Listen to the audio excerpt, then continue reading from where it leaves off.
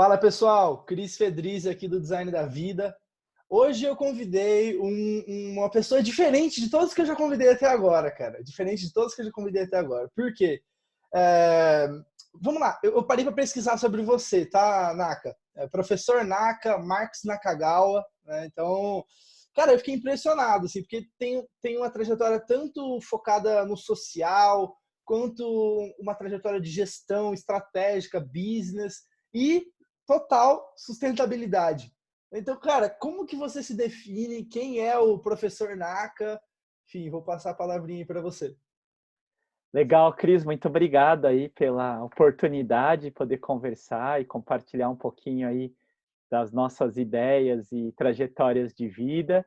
E o Prof. Naka, o professor Naka, o Marcos Nakagawa, é um sonhador, na verdade, que adora as pessoas, adora o planeta e está ao longo dessa minha trajetória aí tentando articular as questões econômicas, sociais e ambientais, porque acho que é só por aí que a gente vai conseguir talvez mudar um pouco esse nosso mundo, né? Tem muita gente que acredita muito na questão ambiental, tem gente que muito acredita na questão social, mas sem a parte econômica realmente vai ficar muito difícil essa mudança.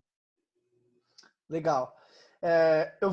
Assim, ó, você tem a oportunidade, Naka, de tanto apresentar para todo mundo aqui que está ouvindo sobre, dar um jeito prático que a pessoa possa entender o que significa sustentabilidade, porque às vezes é uma coisa, igual eu falar de inovação, né? Ah, inovação, mas putz, às vezes é tanta coisa dentro de uma palavrinha, né, que a gente tenta definir, então acho que vai ser legal, e porque você tem um leigo aqui também no assunto, tá? Então, assim, eu que estou super curioso para aprender com você também. Mas vamos começar um pouquinho falando da sua expertise hoje, foco profissional, que é sustentabilidade. Eu acho que é muito mais de alinhar tudo isso que você acabou de falar, né?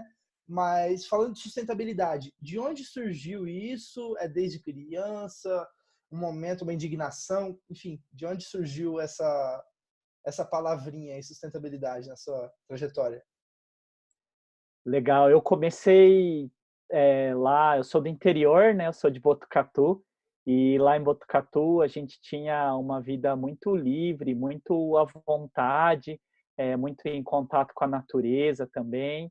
E quando eu vim para São Paulo estudar, eu vi muito a diferença social, que era muito grande aqui na cidade de São Paulo, na capital.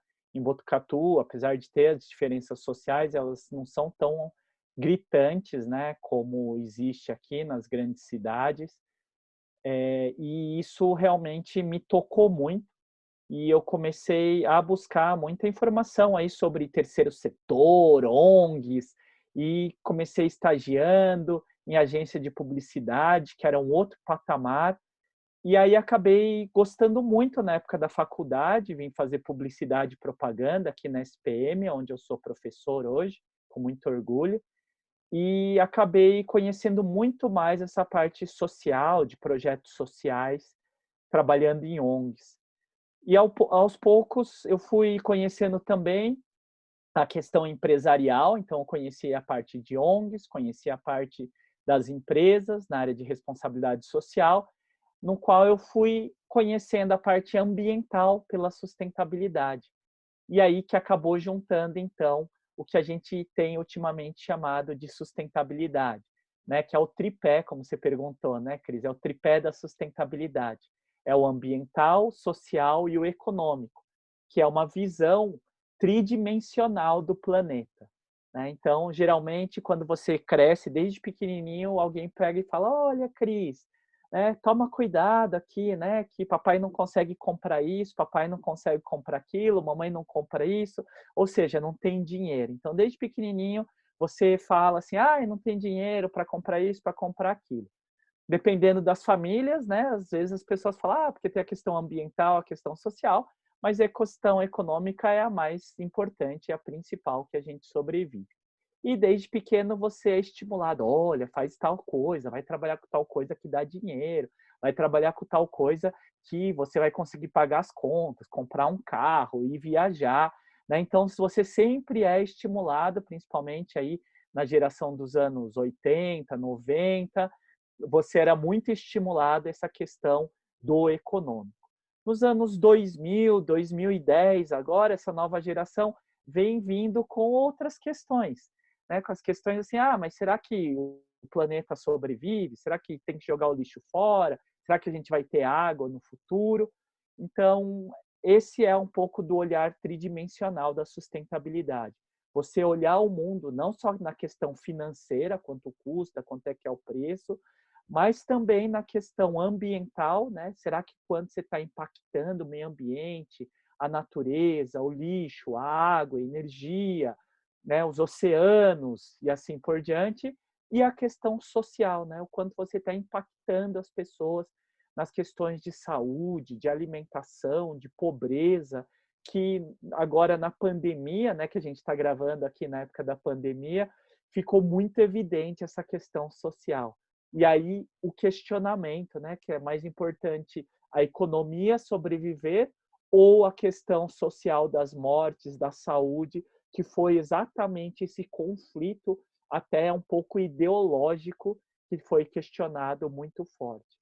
E aí tem muita gente ainda falando das questões ambientais, que essa época aqui que a gente está gravando esse podcast, a gente está se falando muito do desmatamento, da Amazônia e assim por diante, né? Então a gente tem muitas essas questões aí que permeiam as questões ambientais, sociais e econômicas, que é essa pergunta que você me fez aí, o que é essa tal da sustentabilidade?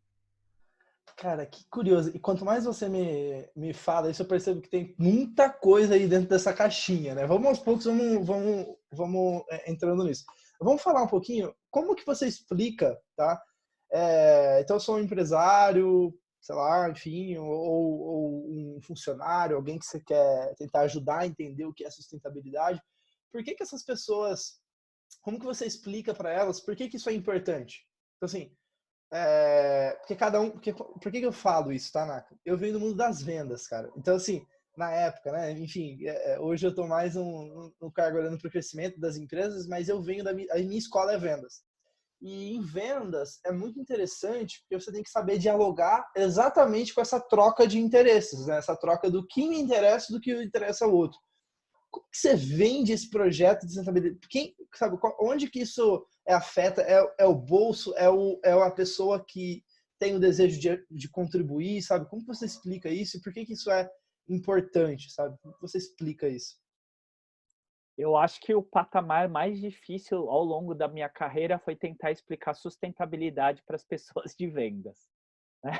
Eu trabalhei em grandes empresas, da maior empresa de alimentos do país, trabalhei numa grande empresa de eletrônicos, né, multinacional, holandesa, e a parte mais difícil era falar o porquê a sustentabilidade era importante para essa galera que tem, obviamente, seu foco principal em vender, né, em fazer a troca comercial aí entre um bem, um produto, um serviço e a parte financeira.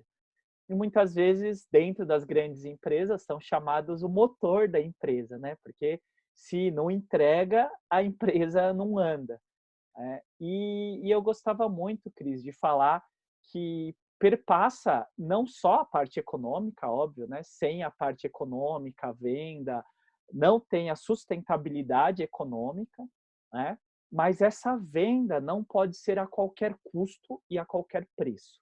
E aí que começa a tal da sustentabilidade, né? Essa venda não pode ser à base de ilegalidade, à base das questões éticas, né? Se você não tem o seu fornecedor, que daí não é a parte de vendas, é a parte lá de compras, né? Cuidando para que eles não estejam comprando de pessoas que ou de empresas, né, que tenham trabalho infantil, trabalho escravo, desmatamento, ilegalidades. E aí uma das minhas funções foi exatamente cuidar da sustentabilidade da cadeia de fornecedores. E aí eu ia junto com os compradores trabalhar para que tivesse uma questão ambiental, social e econômica da cadeia produtiva. Então isso é muito importante. A questão dos funcionários, não adianta nada você vender um produto e um serviço e os seus funcionários estarem insatisfeitos, estarem não recebendo remuneração correta, não estarem dentro da lei, não estarem dentro de todos os preceitos dos direitos humanos, né? Então, e aí a gente escuta muitas questões, principalmente de carga de trabalho, de horário de trabalho, e aí para isso a gente tem a CLT, que tem a vigência sobre isso. Eu sei que às vezes parece até um pouco irreal o que eu estou falando, mas por incrível que pareça, a gente tem leis e a gente precisa seguir, né? Ah, mas Naka, isso daí é coisa de empresa grande. Não, se você não cumpre as leis, se você não cumpre a CLT, você vai ter um risco trabalhista. E esse risco trabalhista pode incorrer num problema financeiro. Porque se você tem muitos riscos trabalhistas, você pode quebrar a empresa, porque um dos primeiros pontos de quebras das empresas, quando elas estão em risco ou em déficit, são os problemas trabalhistas, né? Então, você tem um risco trabalhista. Ou seja, quando eu falo de sustentabilidade empresarial, a gente fala muito mais, Cris, de riscos ambientais, riscos reputacionais, riscos trabalhistas, riscos para trazer dinheiro de investidores, né? Então, você vai minimizar os seus riscos. E aí você vai ter o famoso ESG, né, que cada vez mais está ficando muito importante no Brasil e no mundo, que é o Environment, Social and Governance, né, que é o ambiental, social e a governança, que fundos de investimento como a BlackRock, que é um grande fundo de investimento internacional, e até a própria XP, que acabou de abrir uma linha de empresas ESGs, estão cada vez mais valorizando empresas que levam esses riscos ambientais, sociais, econômicos e governamentais dentro da sua empresa como pontos principais. Ou seja, no fim do dia, isso para o investidor é fundamental. Para a galera de vendas não é vender a qualquer custo e a qualquer preço, e sim com muita questão ética e que tem aí toda a sua estratégia pautada nas questões ambientais, sociais e de governança. Deu para entender, Cris? Sim, sim. Agora o que tá me deixando curioso, cara, eu sempre você vai perceber que às vezes eu fujo um pouco da pauta, tá? Mas é proposital. É... Naka, da onde que vem esse olhar? Porque cara, o que tá na minha cabeça é o seguinte. É... Eu acho que essa explicação provavelmente você já deve ter tentado explicar para várias pessoas, né, de vendas também, nessa linha. Mas, cara, é uma mudança de olhar também. É uma mudança de mentalidade, certo? Sobre a vida, sobre ter uma empresa saudável, tanto para a pessoa que está trabalhando ali, para quem está comprando, vendendo, enfim. Então, é uma mudança de mentalidade. Né? Como que você enxerga o mundo? Eu sei que é uma pergunta muito ampla, né? Mas, assim, eu tô mega curioso para saber. Você é religioso, totalmente cético, ciências e exato e é isso? Ou por que que a gente deve, sabe? Porque da onde vem isso? De onde vem isso? É de dentro de você? É uma coisa que você não consegue colocar em palavras? Enfim, porque eu acho que deve ter uma coisa por trás disso, né? O que que você me fala? Muito legal. Essa pergunta fica super tranquilo, Cris, que meus alunos sempre fazem, né, para poder ter esse histórico, né? Porque da onde vem esse pensamento? Esse pensamento basicamente vem de um movimento, né, principalmente depois da criação dos direitos humanos e com a transformação da Revolução Industrial, né? Então, com a economia crescendo a qualquer custo e a qualquer preço, como a gente falou, muito foi questionado, principalmente devido às matanças, devido à qualidade de vida dos trabalhadores e assim por diante.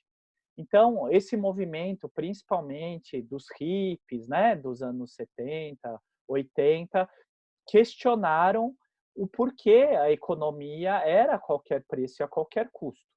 E aí, ao longo dos anos 70 e 80, quando teve todo o movimento, principalmente a criação do Greenpeace, o movimento ambientalista cada vez mais forte, foi se fundindo todos esses históricos, né, para que nos anos 90 aparecesse essa tal da responsabilidade social corporativa.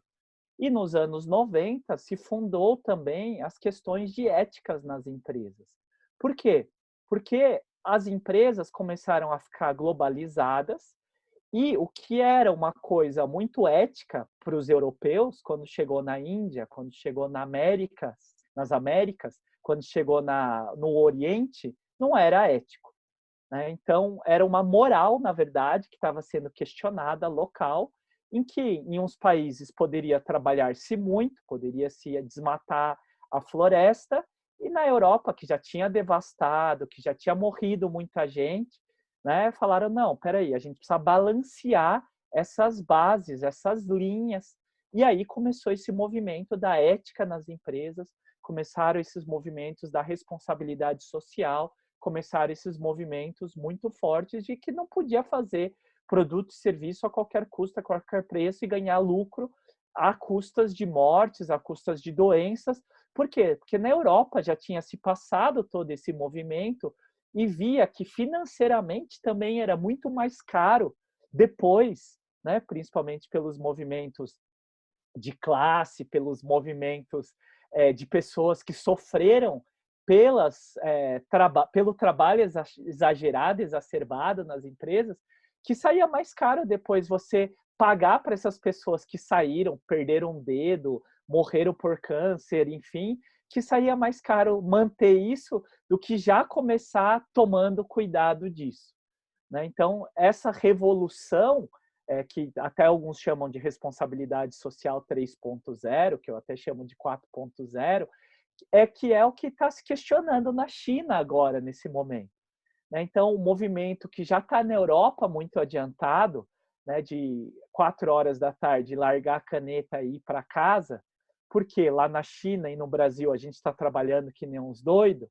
né? Vai chegar um movimento que no Brasil vai ficar mais caro você pagar os movimentos trabalhistas, né, que na China não tem, devido a todo o movimento governamental local, e aí vai ficar mais caro você pagar a indenização trabalhista, né? Então, esse é o fator histórico, né, que você pode ir percebendo que é uma evolução, se é uma revolução, que alguns dizem, né, da diferença entre a Europa, que já aconteceu isso lá nos anos 60, 70, 80, e que no Brasil a gente ainda está nessa revolução e que na China ainda está começando, e lá nos países do Oriente, né, Malásia, Indonésia, que se ainda usa o trabalho quase análogo a escravo, mas que para eles tudo bem, porque ainda está começando, né, que ainda precisa trabalhar, obviamente, dentro das questões dos direitos humanos.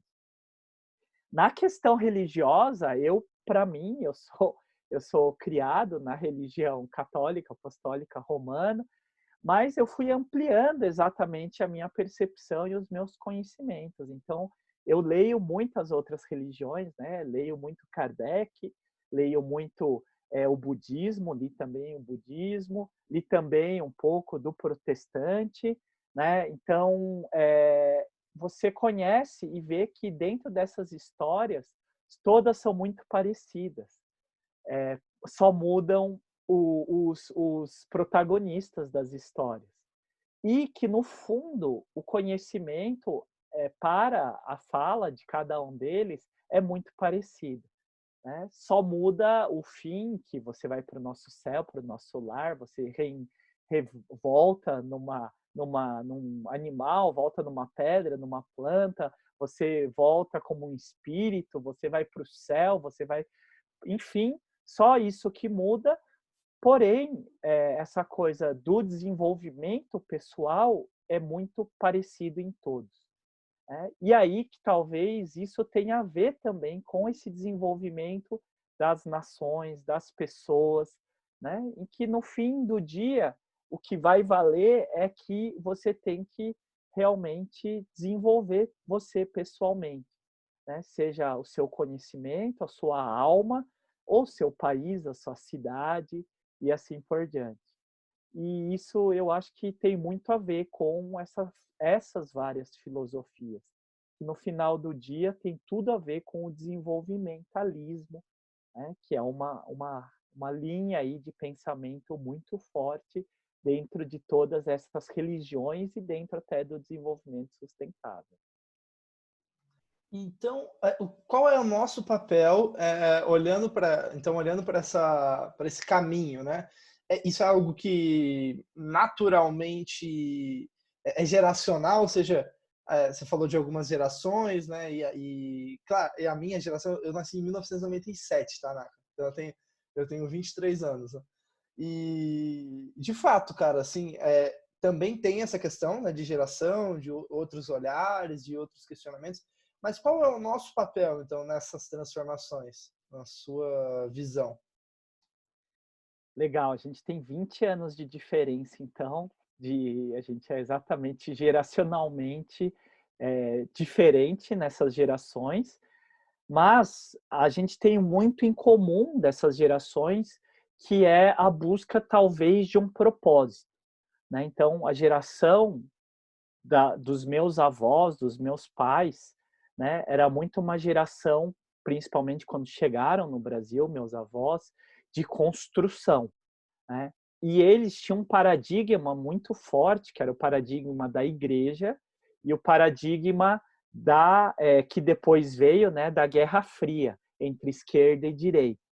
E aí era muito claro, dentro dessas gerações do meu pai e do meu avô, óbvio que toda generalização é burra, né? Mas é mais fácil didaticamente para a gente poder trazer um raciocínio, que era a tal da manutenção, a conquista, né? De manter uma estabilidade, de manter um padrão de vida e assim por diante. Né? Então, eles não puderam muito escolher, eles tiveram que sobreviver. Né? Então, a sobrevivência deles, que é exatamente dos seus avós, dos seus bisavós, né, que vieram para o Brasil, e aí falando de Brasil, tiveram que sobreviver, ralar na roça, ralar nas indústrias, para poder comer no dia a dia. Então, esse foi o trabalho deles. As minhas gerações e as gerações de 10 anos minhas depois já puderam escolher. Né? Então, eles puderam escolher o que estudar, puderam escolher, principalmente de uma classe média alta. Obviamente, se você vai numa classe baixa, né, essas ainda estão tendo que escolher agora, e podendo estudar, podendo trabalhar, e tentando alguns deles sobreviverem. Né? Então, a gente, obviamente, tem as classes e as gerações que a gente precisa trabalhar nessas questões conceituais e didáticas aqui para ficar mais claro no podcast. E com isso, essas gerações puderam escolher o que fazer e puderam trabalhar. As gerações de vocês, né, dos 20 agora, que estão dos 20, 10 anos, que estão fazendo 20 e poucos e 10 anos, que são os que eu lido não só em casa com os meus filhos, mas com os meus alunos, está exatamente tendo o mundo pela frente, né? Tendo todo o conhecimento, tecnologia na palma da mão. Isso é um pouco angustiante, porque aí você fica buscando, e aí, com tudo isso em mãos, eu vou fazer o quê? Para quê? Para que eu existo? Né? E eu acho que é um pouco essa angústia dessa geração, que eu convivo com os meus alunos, que eu convivo com os meus filhos, né? Que tem tudo, tem todo o conhecimento não, informação, né? Conhecimento é quando você coloca dentro das caixinhas. Tem todas as informações do mundo, porém, para quê? Né? E essa angústia, Cris, é o que eu tenho trabalhado muito, com muita monitoria, com muito coach, né? Com muito acompanhamento dos meus alunos, que é exatamente o propósito, o para quê, né? E eu gosto muito de um sonho em comum. O sonho em comum que foi criado em 2015 na ONU, na Organização das Nações Unidas, que são os ODS, os Objetivos do Desenvolvimento Sustentável. Imagina, 193 países no mundo, num encontro, e aí eles chegaram e falaram: gente, olha, a gente tem 17 propósitos, a gente tem 17 objetivos, a gente tem 17 objetivos, desafios do mundo para melhorar. Então, Se você está perdido no mundo, não sabe o que fazer, né, vai atrás dos objetivos do desenvolvimento sustentável. Porque lá tem 17 objetivos, como acabar com a fome, acabar com a pobreza, para quem gosta aí das bandeiras LGBT, diversidade, feminismo, olha só, tem a bandeira LGBTQI+, a bandeira da diversidade, para deixar todo mundo diverso, inclusivo, né? Tem o objetivo que é dos mares limpos, debaixo da terra, debaixo do mar, os ares mais limpos, a questão do aquecimento global, né? Então, olha quantos objetivos. Ah, Naka, mas isso é coisa dos verdinhos, dos vermelhinhos, isso é coisa, né, dos ecochatos, dos biodesagradáveis, dos feminazes. Não, tem um negócio que chama crescimento econômico e desenvolvimento de mais empregos, né? Então, também tem aí, para quem é liberal, economicista, né, que tem um pensamento, dá para trazer isso também.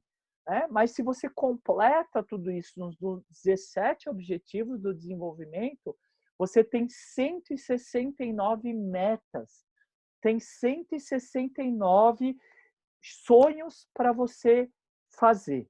Né? Então, eu acho que isso é o que alinha todas as gerações, é isso que alinha todas as classes, e não é uma ideologia, e não é um pensamento de direita, esquerda e assim por diante, são um desenvolvimento de 193 países. Olha que evoluídos a gente está ficando.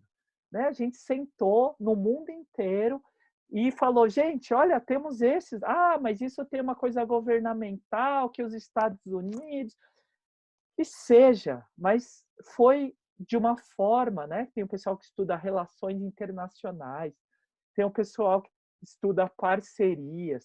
Olha quanta coisa linda que a gente desenvolveu para chegar, né, nos 196 metas, para chegar em 17 objetivos, sempre baseada nos direitos humanos. Né? A gente evoluiu muito desde que a gente se matou nas 2 guerras mundiais, desde que a gente está passando por uma pandemia agora, né, gravando esse podcast. E eu acho que tudo isso é para a gente aprender a evoluir e a se desenvolver, Cris. Show. E uma coisa que me incomoda, Naka, que eu quero trazer aqui, que eu acho que é bem interessante.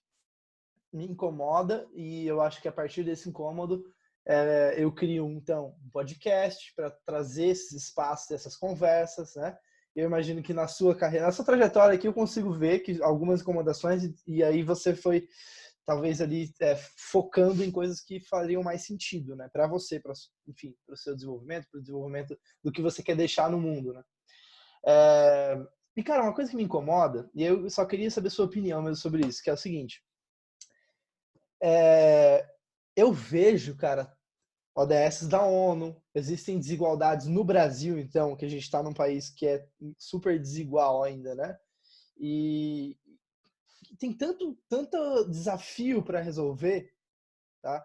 E aí agora eu vou te trazer uma frustração mesmo incômodo meu, que é o seguinte. E aí eu vou para o mundo das startups ali, que é uma coisa que eu já tô batido, né? Que eu já tô ali há 6 anos, enfim, trabalhando com isso. E tem o seu valor, tem os seus espaços, métodos, enfim, as abordagens, etc. Só que, cara, às vezes são problemas grandes que a gente tem para resolver, desigualdades e coisas que, cara, que me incomoda tanto e que às vezes a pessoa fala, ah, não, eu vou, e aí só uma frustração, talvez aí depois você me dá a sua opinião.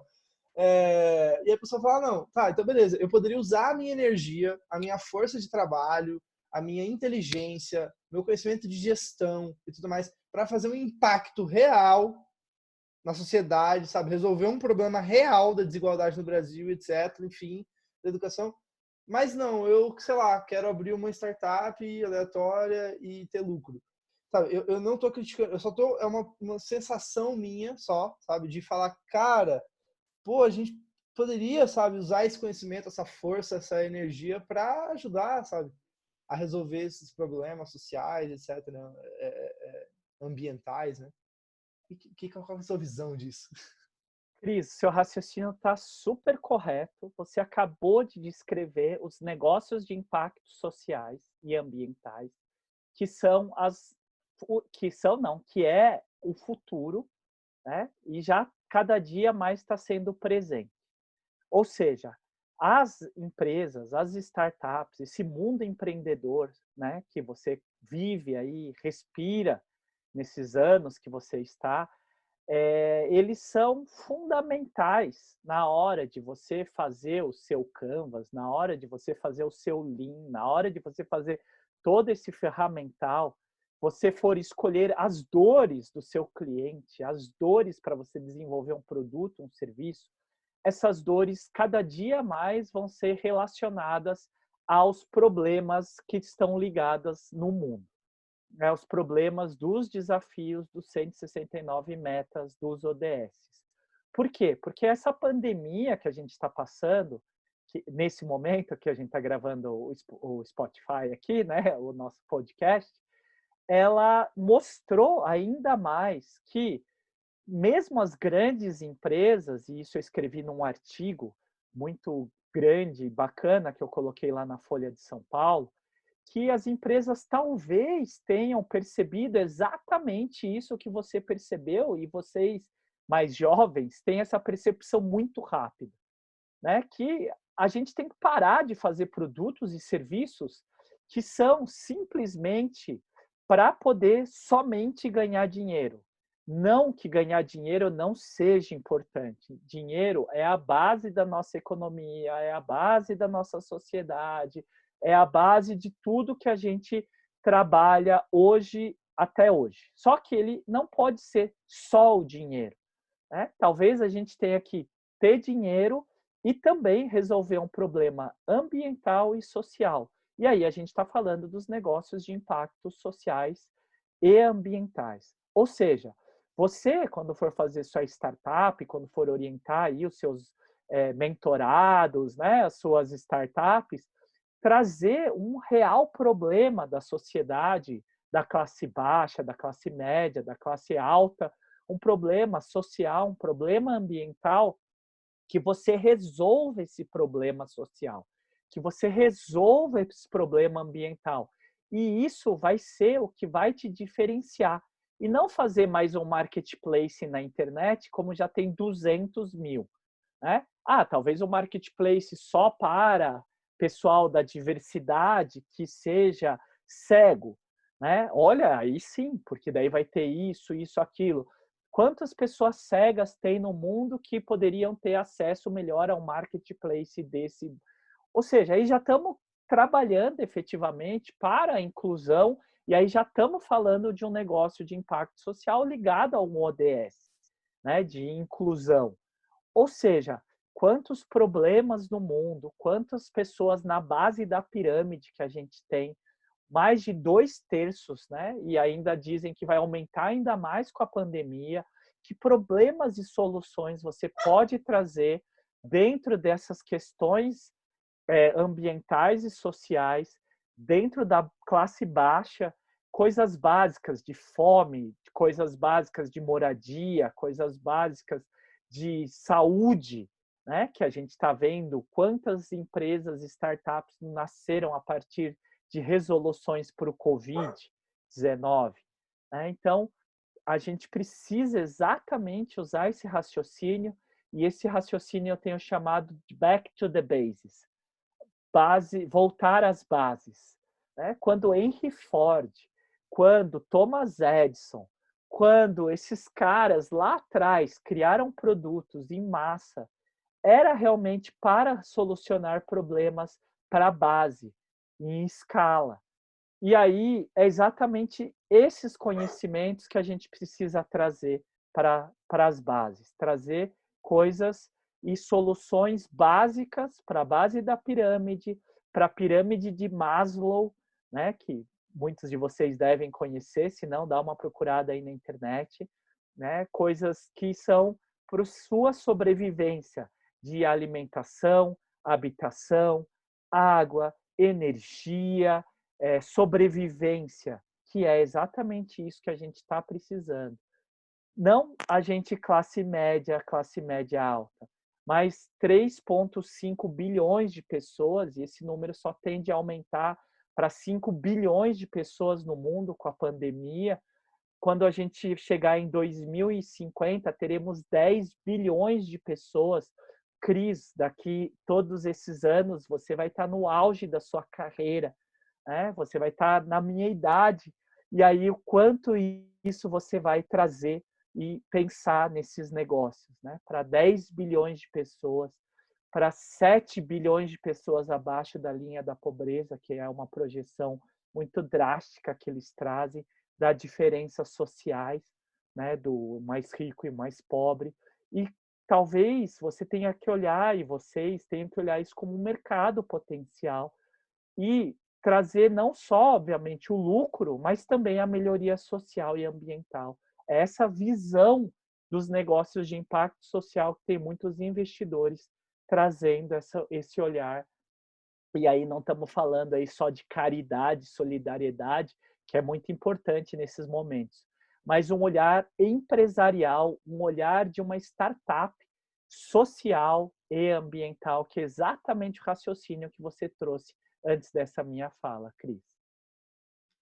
Show de bola. Muito bom, muito bom, muito bom mesmo, porque, enfim, traz uma confirmação também do que eu estou pesquisando, estudando também, e vai diretamente com isso que você está falando. Quem quiser pesquisar depois, eu vou compartilhar com o pessoal. É um banco para pessoas pobres em Bangladesh. Cara, é interessantíssimo. O banco é voltado só para mulheres. Todo o lucro é revertido para a própria organização, então não tem lucro, né? Não gera lucro para os investidores, é propriamente social, só que é um modelo muito diferente. Então é bem curioso. Então, quem está ouvindo aí, depois pesquisar um pouquinho mais sobre negócios sociais, etc. Né? É um tema que eu sou apaixonado, cara. É isso aí. Esse daí é Muhammad Yunus, o banco é o Isso. Grameen Bank, né? Ele foi o ganhador do Prêmio Nobel da Paz e ele é uma referência em negócios sociais. E esse é um dos temas aí que eu dou aula na SPM, na graduação. Também tem um curso de férias, geralmente em janeiro, de introdução ao empreendedorismo socioambiental. Então, é exatamente essa temática, Cris, que é o futuro, que inclusive no último evento que teve aqui do ICE, sobre negócios de impacto socioambiental, um dos maiores investidores que criou um fundo e foi um dos primeiros investidores na bolha da internet, ele fala exatamente que a próxima bolha vai ser a bolha do investimento socioambiental, né? Trazendo os negócios de impacto social como se fosse a internet dos anos 90, dos anos 2000. Interessante, cara, maravilhoso. A gente está faltando 20 minutos para acabar, vamos tentar dar uma acelerada aqui. Eu quero falar de educação com você. Cara, educação, eu sou apaixonado. Eu já fui professor de inglês, por curiosidade, foi durante um ano, assinado na carteira, tudo. Eu adorava dar aula, assim, cara, eu sou apaixonado por educação. Eu tomei algumas vias aí meio diferentes, então eu larguei a faculdade, tá? Larguei a faculdade para empreender, fazer outras coisas, mas nunca deixei de estudar. Estudar é algo que eu faço diariamente, durante todo o período, leio muito, desde novo, então eu estou sempre buscando conhecimento, etc. Só que eu quero saber a sua visão, cara, como professor de ESPM, eu sempre pergunto isso para todo mundo, tá? Sempre tem uma parte de falando sobre educação. Eu quero saber a sua visão da universidade, de como você aprende, cara, comentar um pouquinho sobre a diferença que você falou, uma coisa que é bem interessante, a diferença entre informação, que hoje em dia a gente tem muito, né, e conhecimento, que é aplicado, talvez, enfim, aí eu vou deixar você falar um pouquinho. Legal, Cris. Eu percorri minha vida inteira. Meu pai é professor universitário emérito, aposentado da Unesp de Botucatu, em agronomia. É um dos maiores especialistas em sementes do Brasil. E minha mãe é pedagoga formada pela PUC aqui de São Paulo, deu aula também em várias escolas estaduais e assim por diante. E eu sempre neguei que eu não, imagina, eu nunca vou ser professor, vou trabalhar na empresa, vou ser empreendedor, vou trabalhar em ONG, e cá estou, né, sendo entrevistado como professor mais uma vez, né, e já faz 8, 9 anos que eu agora dedico à carreira universitária, e daqui a pouco vai ser meu emprego mais longo que eu já tive até então. E para mim, Cris, a educação, além de estar na veia, no sangue, né, como eu contei, eu acho que é por meio da educação que a gente consegue todo esse desenvolvimento e tudo isso que a gente falou até agora, né? A gente só vai evoluir, só vai melhorar, porque a educação, para quem gosta e vai atrás, realmente a educação é o ponto transformador na vida das pessoas. E a educação como um todo, não estamos falando só da educação formal, que é a pergunta que você fez, né?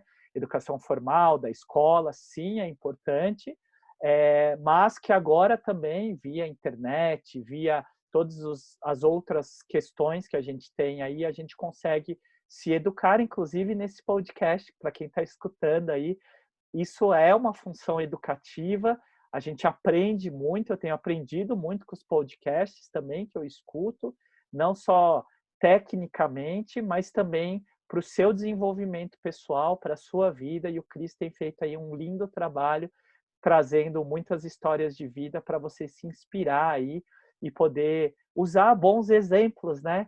Porque acho que é o que a gente está precisando um pouco nesse mundo.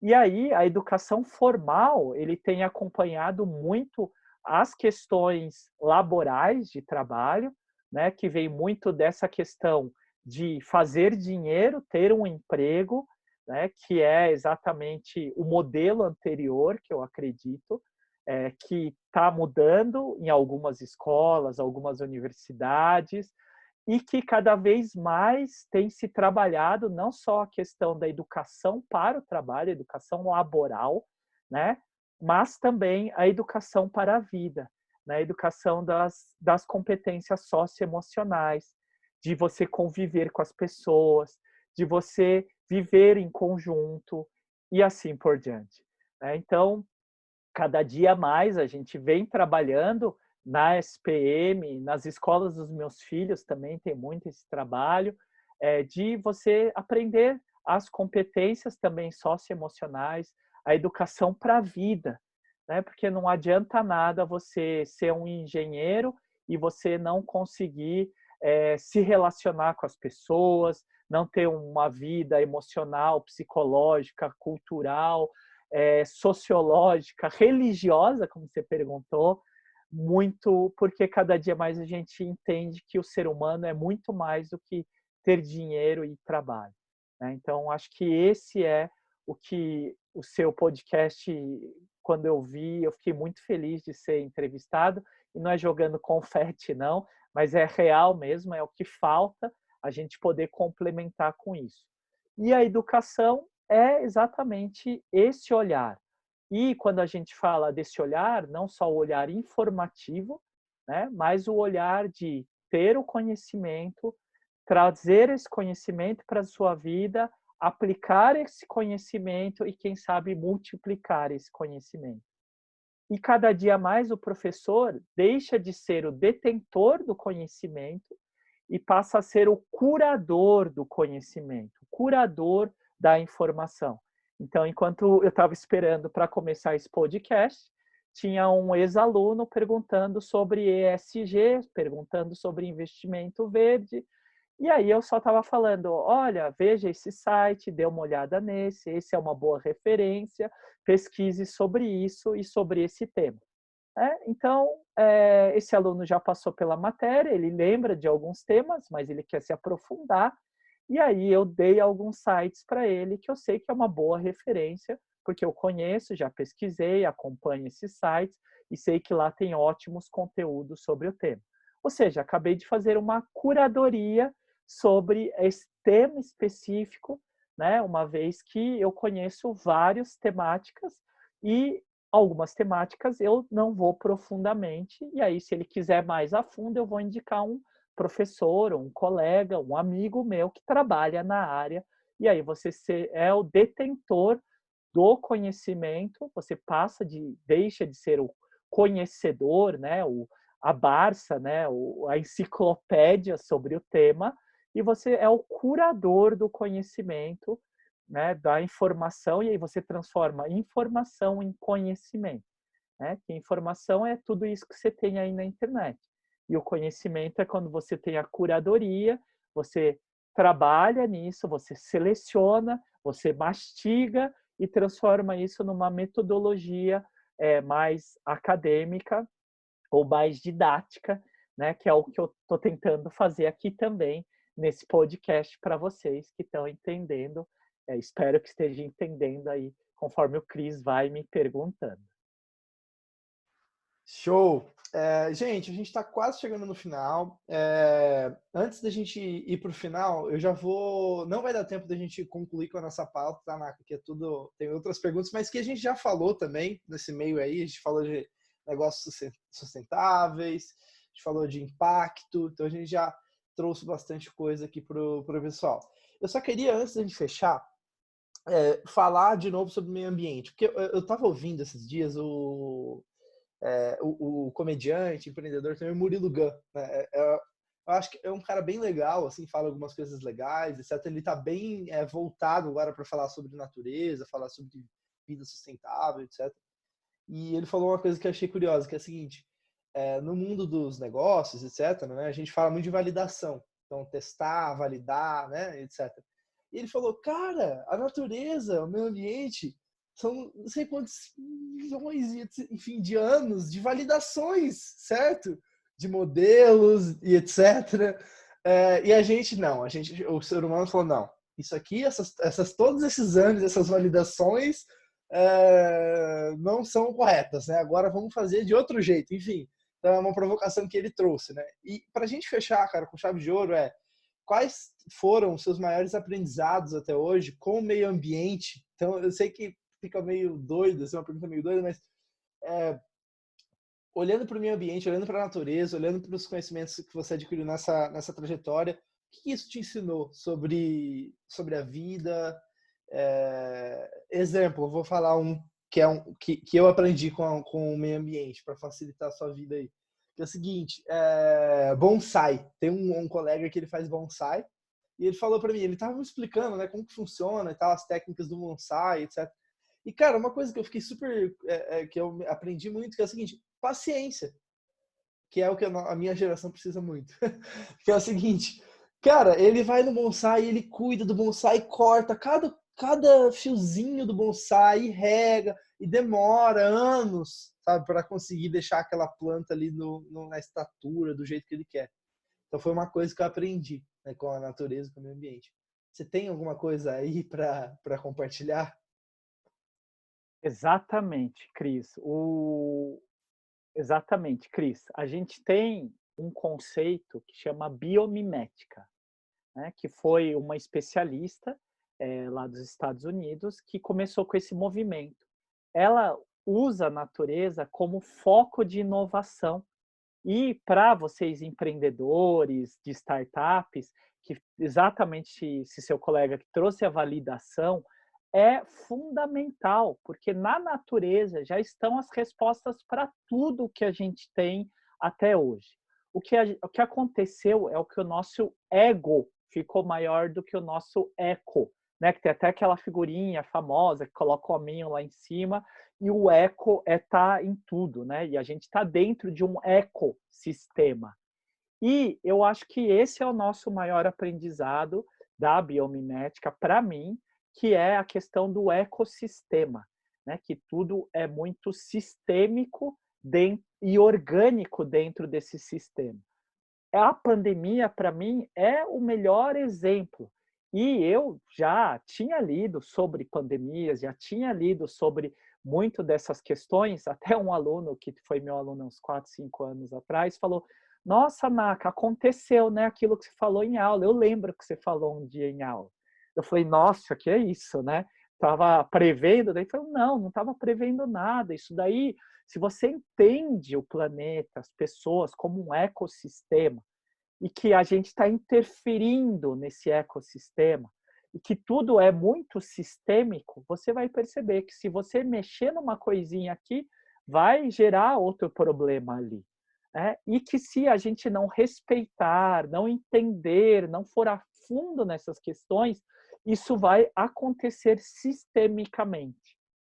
E não adianta, e não adianta a gente tentar interferir. A gente tem que tentar melhorar, a gente tem que tentar entender e, a partir disso, desenvolver melhorias e se precaver contra essas questões.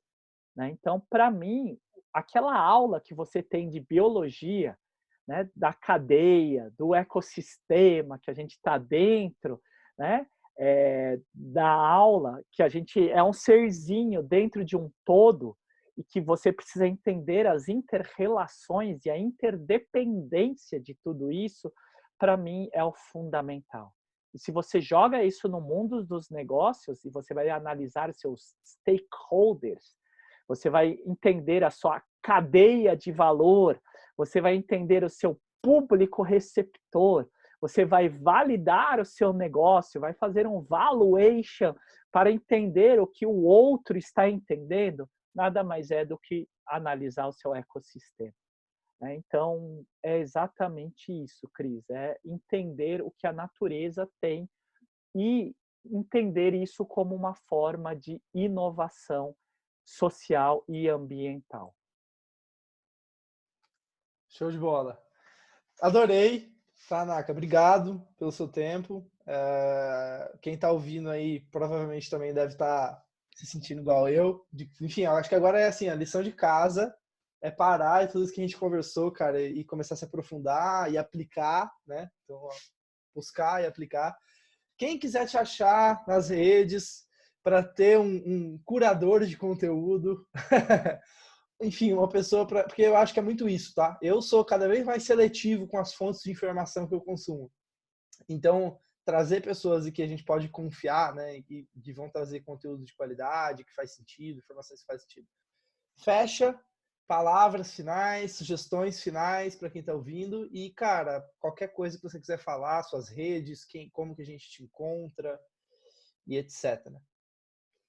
Obrigado, Cris, pela oportunidade, foi muito bacana, parabéns pelo seu movimento, parabéns pelas suas perguntas, foi muito bacana. Para quem quiser me procurar aí nas redes, pode procurar @profnaka, prof de professor, Naka, N-A-K-A, de Nakagawa, profnaka. Então, você acha no Instagram, @profnaka, você coloca lá no Google, Marcos Nakagawa. Eu tenho uma plataforma que chama Dias Mais Sustentáveis, diasmaissustentáveis.com é a plataforma. E lá você vai sair de lá e vai para o YouTube, que tem Dias Mais Sustentáveis no YouTube, que eu sempre estou colocando conteúdo lá. No Instagram, Dias Mais Sustentáveis. No Facebook, Dias Mais Sustentáveis. E aí você vai poder buscar informações bacanas que a gente faz exatamente essa curadoria lá, Cris. E também no podcast, óbvio, do Cris aqui, né? E do PodSedes, pode colocar Sedes ESPM, CEDS ESPM. A gente também faz entrevistas aí mais ligado a empreendedores sociais, ambientais. E aí você que está ouvindo o podcast aí pode colocar PodSedes ESPM, vai aparecer algumas entrevistas que eu e minhas alunas lá da SPM fazemos também lindamente, igual o Cris está fazendo aqui, tá bom? Obrigado, gente. Muito obrigado, Cris, pela oportunidade e até a próxima. Valeu, Naka. Muito obrigado. Valeu, gente. Até mais. Tchau, tchau.